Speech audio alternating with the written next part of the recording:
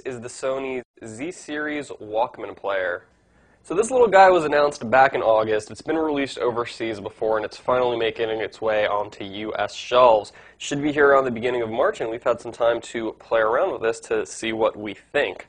So it's really interesting because it's Sony's first Android-powered portable media player. It's running Android 2.3.4, and as you can see, it's nearly vanilla. There obviously are a few changes here that make it have Walkman DNA inside of it, but overall, very, very vanilla here.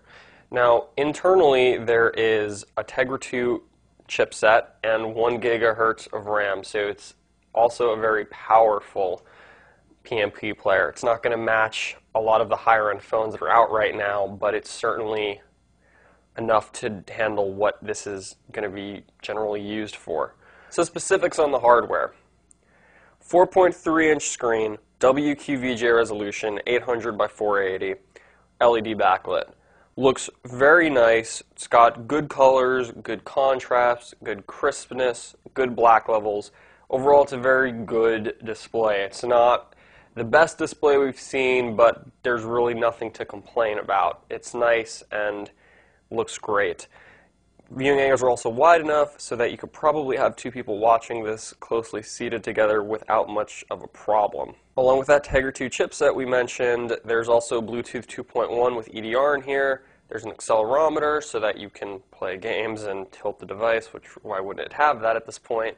And there's even an internal microphone, which you can't see. It doesn't even sound that good, so if you're thinking of doing VoIP calls over the Wi-Fi in here that's 802.11bgn, might not be the best option. Your power button, on the side you've got a volume rocker, a Walkman W.control button. When this is hit, it brings up a Walkman widget that'll let you quickly forward and advance your tracks, so you can do it with taps or W control, which is essentially a swipe screen. We found it to be kind of gimmicky, but it is nice to have that option if you want to use it. There's also a micro HDMI output so that you can throw video to your TV. On the bottom, there's a loophole here for wrist straps, a 22-pin Walkman port, so this goes Walkman to USB with the cable that's included, and use this to sync the device.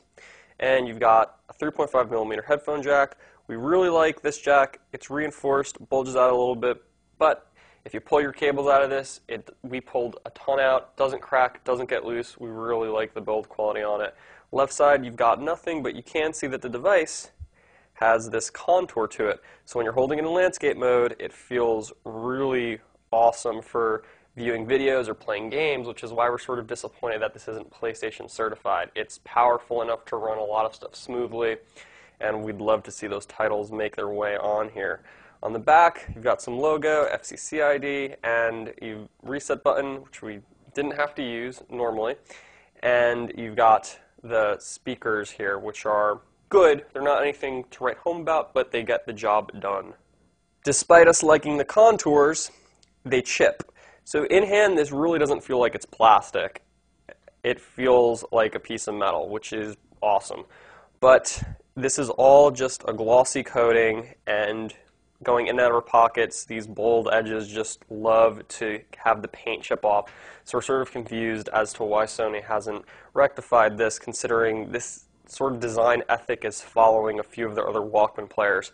The other thing to note is that if you've got smaller hands, these sides might dig into your palms depending on how you intend to hold the device.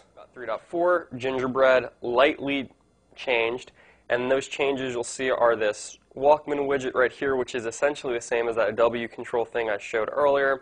Sony's preloaded this with a game, Riptide GP.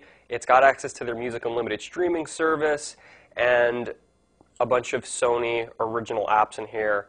There's an FM radio, which I should mention, but it only works if you have headphones plugged in because they'll act as the antenna. It supports DNLNA, and you've got Wi-Fi checker thing, a photo viewer, and a video and music player. So let's hop into the music player here because this is what a Walkman's generally about. You've got a ton of options to view your songs. You can go in a list view, you can go by albums, artists, lists. You've got all the options that you would expect. The system comes loaded with a few tracks, which you can see over here, and there's also this thing called Sense Me, which is basically like iTunes Genius, and it'll listen to your songs based on 12 tonalities and put them in 12 different categories, like extreme or upbeat, for custom playlists based on how it thinks things sound together. The last thing you'll have are cover art view, and this is an interesting sort of Sony view here. It throws your albums as if they're on a table, and you can manipulate them, move them around, twist them, or even throw them to other devices. So if you have a Bravia TV, you can quickly like throw this over to it with a swipe, which is sort of nice. Now, this view is all right. We found that it just sort of makes for a cluttered mess, but the app itself is very smooth, runs really nice, and we just generally like it overall. What's really great about the app, though, and this is in the video player app as well, is that you'll have these sound settings. So you've got a 5-band equalizer. You can make 2 custom presets if you want to. There's also a clear bass setting, and this will let you jack up the bass without distorting your speakers if you have lower quality speakers. The other thing that's in here is a VPT surround sound. This will let you and give your sound different sort of voicings, as if you were in a studio or in a club or an arena. It just makes it sound like you're in an outdoor or indoor, different kind of halls. The other thing that's in here is a sound enhance. If you've got lower quality tracks and the treble when it sounds like it's underwater, this will aim to sort of tighten that up so it doesn't sound so muddy and distorted harmonically.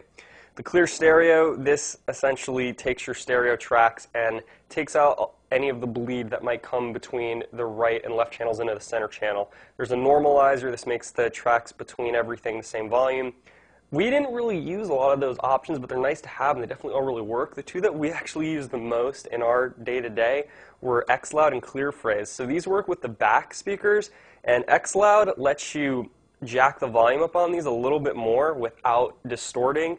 ClearPhrase gives them less of a tinny sound and more of a full sound. It's not to say they sound tinny, but they sound fuller when you enable that. Now, these speakers themselves, they're not the best we've ever heard on a device. Again, but they work really well, and they're very loud. They're good for just watching movies in a pinch or playing video games.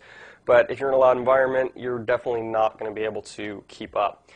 Now, using headphones, this thing sounds great, regardless of if you use cheaper or better headphones. Obviously, the better they are, the better it's going to sound. Sony has their S-Master MX amplifier in here, digital amplifier that powers this. The sound output, and it sounds really crisp, really full, really vibrant. We liked it a lot. Definitely better than what we've heard with similar players like iPhones and the Samsung Galaxy Player 4.0, which we just really wouldn't recommend in that aspect. Now, despite it sounding so good and having a nice screen, you might be turned off by the fact that it doesn't have cameras, and that's notable because this thing is a little bit more expensive than the 4.0 and the iPod Touch. Now, the other thing that's curious about these settings here are that you can only use those within Sony's apps.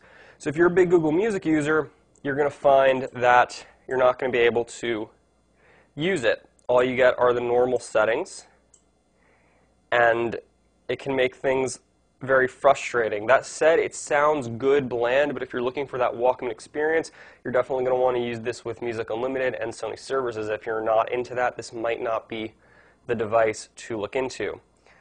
Now, along the front, there's something interesting here that you may have noticed.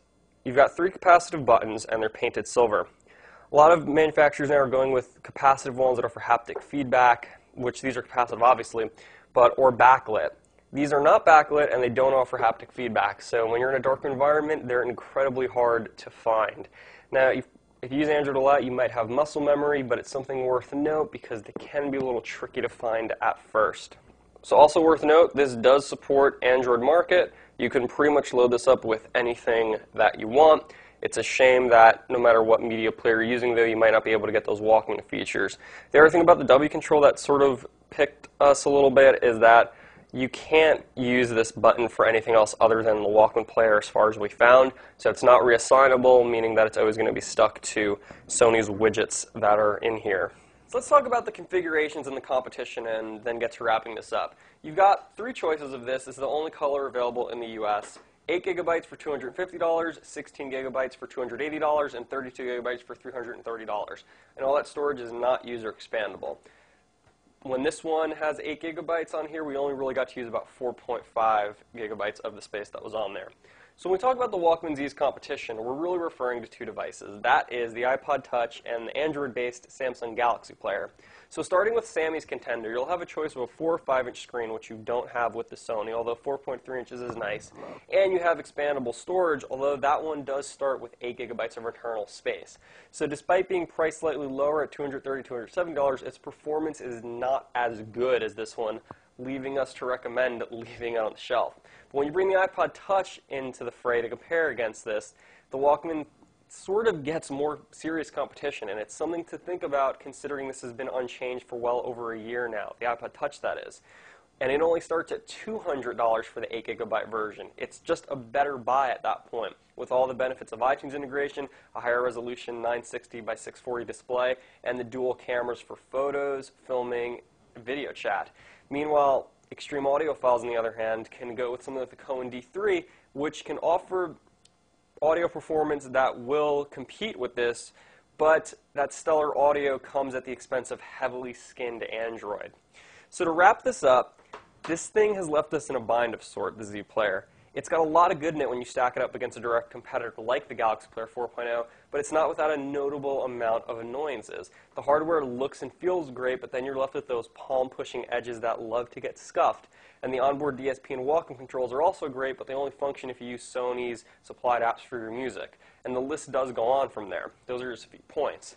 So that leaves us here. If you've got to have a moderately powerful Android PMP focused on music listening and you don't mind non-expandable user storage, we'd certainly recommend the Z over Samsung's Galaxy Player. Even if you're not going to use Sony supplied services and sound shaping options, the Z sounds fantastic with other music apps. As far as PMPs in the land of Androids go, though, the Z is a powerful option that's sure to please. On the flip side, with the iPod Touch costing $50 less despite its extra features, namely those twin cameras, the Walkman is going to be a hard sell for folks in search of a solid all